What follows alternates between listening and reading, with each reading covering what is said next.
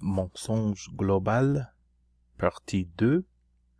L'horizon reste au niveau des yeux, quelle que soit la hauteur.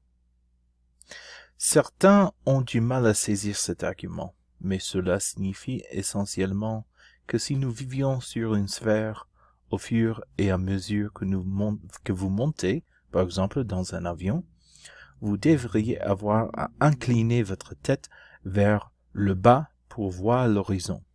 Celui-ci ne pourrait pas se maintenir à un niveau visuel horizontal et devrait plonger loin de votre regard. Cela ne se produit pas. L'horizon reste toujours plat et au niveau des yeux. Peu importe la hauteur à laquelle vous vous élevez, un horizon qui reste plat et au niveau des yeux est impossible sur une sphère. Dans son livre Azothetic Astronomy, Samuel Rowbotham cite plusieurs aérostiers qui ont remarqué la façon dont l'horizon apparaît toujours au niveau des yeux, peu importe à quelle altitude il se trouve. Un autre effet curieux de l'ascension aérienne était que la Terre, quand nous étions à notre plus haute altitude, semblait positivement concave, ressemblant à un grand bol sombre.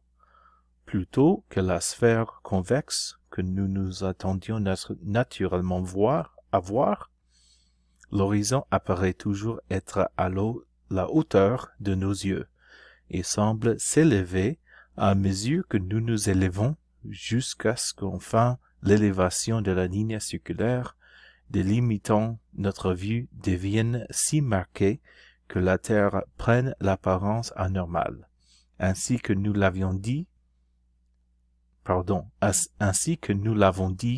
d'un corps concave plutôt que convexe. Rowbotham, citant Le Grand Monde de Londres de Mayhew. La particularité principale observée à partir d'un ballon est l'altitude de l'horizon qui restait pratiquement au niveau de nos yeux, à une altitude de 2000,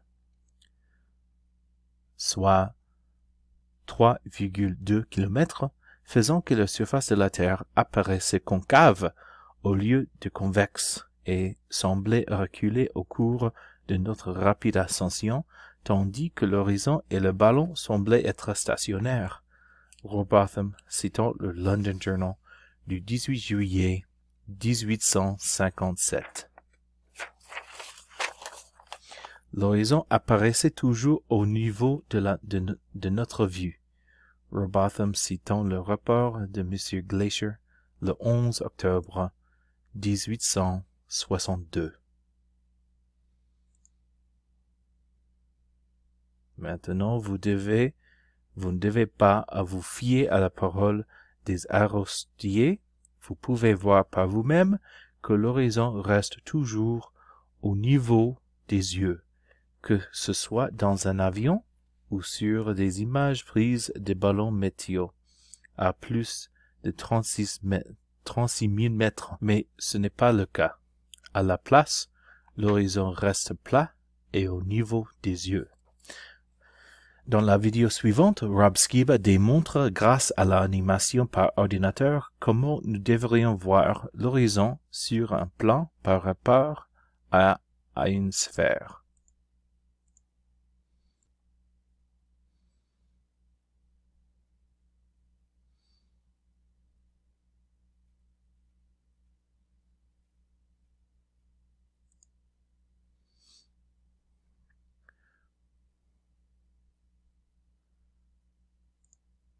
Et voici une vidéo d'un vol à 12 500 mètres.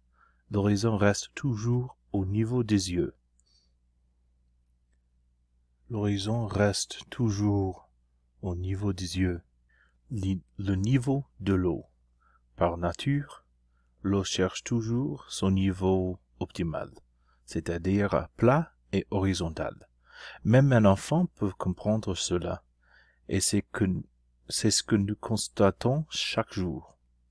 Pourtant, la science officielle vous demande d'ignorer votre expérience et les expérimentations quotidiennes que vous pouvez faire et de croire qu'une force invisible, qui ne peut pas être reproduite en laboratoire, ni même détectée, est responsable de la courbure de l'eau des océans, des lacs et des rivières, et que cette force peut créer et maintenir des masses d'eau énormes sur des milliers de mètres de profondeur tout autour d'un globe.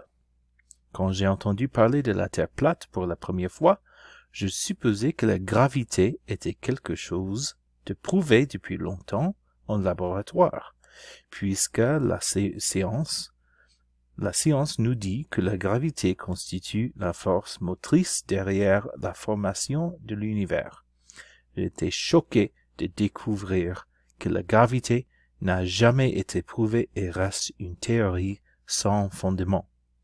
La gravité n'est pas une force, c'est une farce qui a été créée ex nihilo simplement pour expliquer pourquoi nous ne sommes pas éjectés d'une boule qui tourne à plus de 1600 km/h. Avez-vous déjà vu la gravité courbée de l'eau? La surface de l'ensemble de l'eau, lorsqu'elle n'est pas agitée par des causes naturelles, comme les vents, les marées, les tremblements de terre, etc., est parfaitement plane. Le sens de la vue le prouve à tout esprit impartial et raisonnable. Est-ce qu'une personne qu'on appelle scientifique, qui enseigne que la Terre est un globe tourbillonnant, peut prendre une quantité d'eau liquide, lui donner une forme ronde et la faire tourbillonner? Elle ne peut pas. Il est donc tout à fait impossible de prouver que l'océan est une portion arrondie et tourbillonnante d'un globe terrestre se précipitant à travers l'espace à une vitesse aussi élevée que les mensonges qui débitent les faux philosophes. William Thomas Wiseman, The Earth an Irregular Plane, la Terre, une surface plane irrégulière.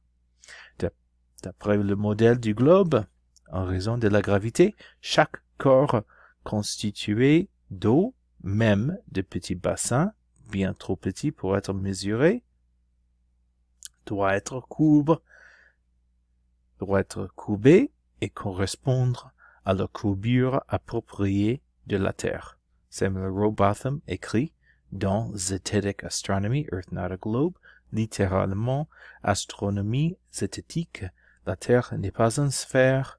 Si la Terre est un globe de 25 000 milles anglais, 40 000 kilomètres de circonférence, la surface de l'eau stagnante doit avoir un certain degré de convexité. Chaque partie doit être un arc de cercle. À partir de 1838, Samuel Rowbotham commença une série d'expériences sur la rivière Old Bedford dans le comté de Norfolk, en Angleterre, sur une distance de près de 10 kilomètres. En résumé, Rowbotham fit une marque sur un pont, puis descendit la rivière sur un petit bateau avec un télescope, a fixé à la base de celui-ci à exactement 18 pouces, soit environ 45 centimètres. Il écrit, tandis que le bateau s'éloignait, la marque était toujours en vue, était clairement visible à l'œil nu, pendant plusieurs kilomètres. Mais, à l'aide du télescope, elle peut être vue distinctement sur toute la distance des 10 kilomètres. Il descendit ensuite le télescope à 8 pouces, soit 20 centimètres. La signe était toujours visible. À une hauteur d'observation de 20 cm, le bateau se trouvant 10 km plus loin, la courbure terrestre devrait faire une chute de plus de 5 mètres. Autrement dit, le signe devrait être complètement caché en dessous de la courbure. Cependant, il n'y a eu pas de courbure mesurable et le signe était clairement visible. Robotham a répété l'expérience en 1844, 1849, 1856, 1862 et 1870, après des tests officiels truqués, toutes avec le même résultat, pas de courbure. Bien sûr, la science officielle a affirmé que Robotham se trompait et que l'expérience fut un échec, et ainsi, en 1870, ces propagandistes ont créé une fausse expérience avec un instrument déréglé qui a abouti à l'échec. Mais nous n'avons pas besoin de l'avis de personne ici. Pour prouver que Robotham a dit vrai, des expériences similaires ont été conduites sur une distance identique, soit 10 km à travers un corps d'eau pour reproduire les résultats de Robotham, enregistrer et diffuser le tout. Sans équivoque, il n'y avait pas de courbure sur l'eau, tel que le prétend la science officielle, donc la Terre est plate.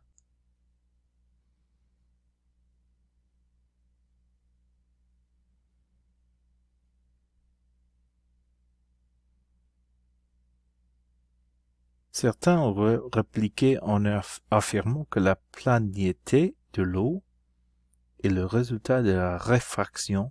Cependant, la réfraction ne peut exister que lorsque le milieu environnant l'observateur est différent de celui dans lequel l'objet est placé. En étant entouré uniquement par de l'air atmosphérique et l'observateur étant dans le même milieu, il n'y a pas de courbure ou de réfraction visible. Robotham Synthetic Astronomy. Dans la plupart des cas, la réfraction ne joue pas un rôle notable car il n'y a généralement pas de changement mesurable dans les conditions, par exemple, la température, la pression atmosphérique, l'humidité, etc., entre les deux points opposés. En outre, la réfraction, si elle devait avoir un impact notable, ne créerait certainement pas l'illusion que la Terre est plate, mais serait plutôt un résultat semblable à une Fata Morgana qui ressemble à un miroir déformé avec des images tête en bas. Comme ça. Pas un horizon plat bien né comme le montre la vidéo.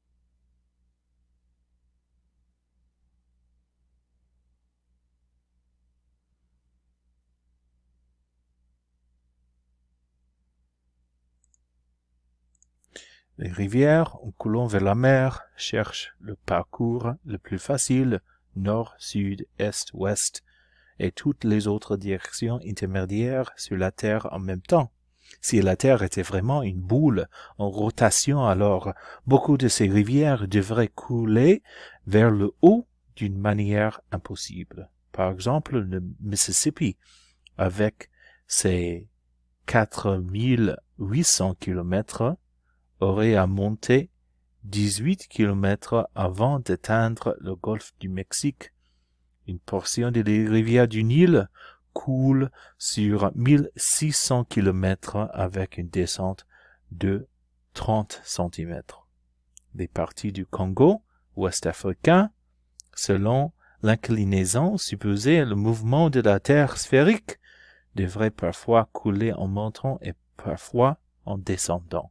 Ce serait également le cas pour le Paraná, le Paraguay et d'autres longues rivières. Une autre preuve de la planité de l'eau est le fait que dans le modèle sphérique, le fond de l'océan devrait avoir une longueur bien inférieure à celle de la surface. Cependant, les câbles sous-marins qui y sont posés font la taille qu'ils auraient s'ils étaient posés à la surface, et ce même en tenant compte des dénivelés et autres changements rencontrés en chemin.